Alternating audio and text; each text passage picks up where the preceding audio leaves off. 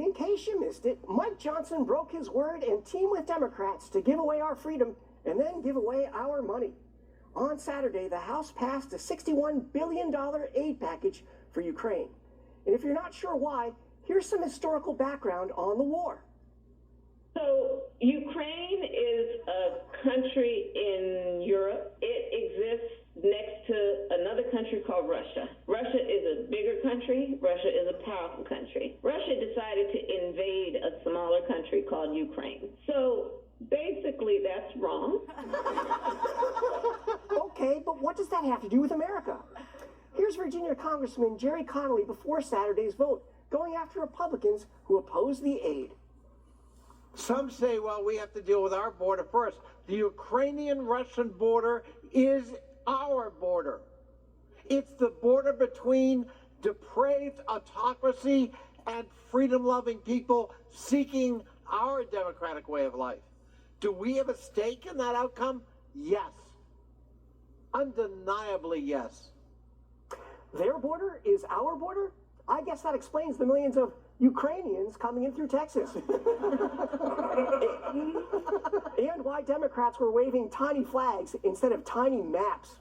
Seriously, after the vote, this happened.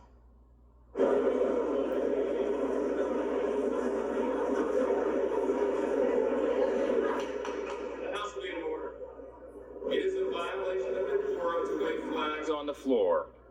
The chair said it, the speakers repeated it. Please put the flags down.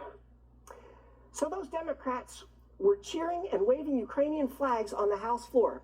Good thing they didn't wave American flags. Someone would have gotten arrested. But we just keep being told, just send more cash and they can win and be free. But they can't win, and they weren't really free. Zelensky has thrown opposition in jail, banned churches, and postponed elections. He's practically a Biden. Maybe that's why Ukraine pays his son. And just because you keep pouring money into something doesn't mean they'll win. Just look at the Mets.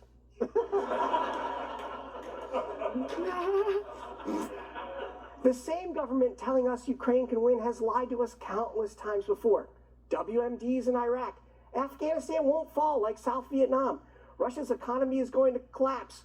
Putin is sicker than me after I overdo it at Golden Corral. And our media is just as bad. They said Vlad was at death's door while Biden's been dead and he just can't find the door. But slowly the media is coming around. The AP dropped a report on Friday detailing how Russia's ruling the battlefield, where Ukrainian troops are getting pounded like a Kardashian after the NBA All-Star game.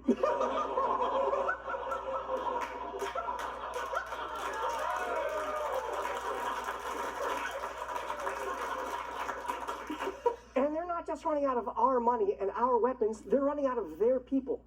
They just passed a law that'll make it easier to identify every draft-eligible man in the country.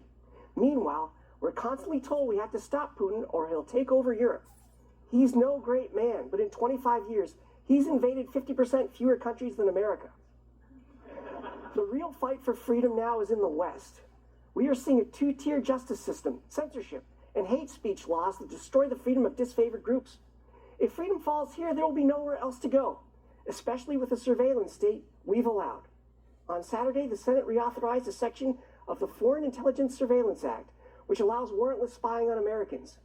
So maybe before we keep asking for more of your money to make sure Ukraine is free, we should be asking if America is still free.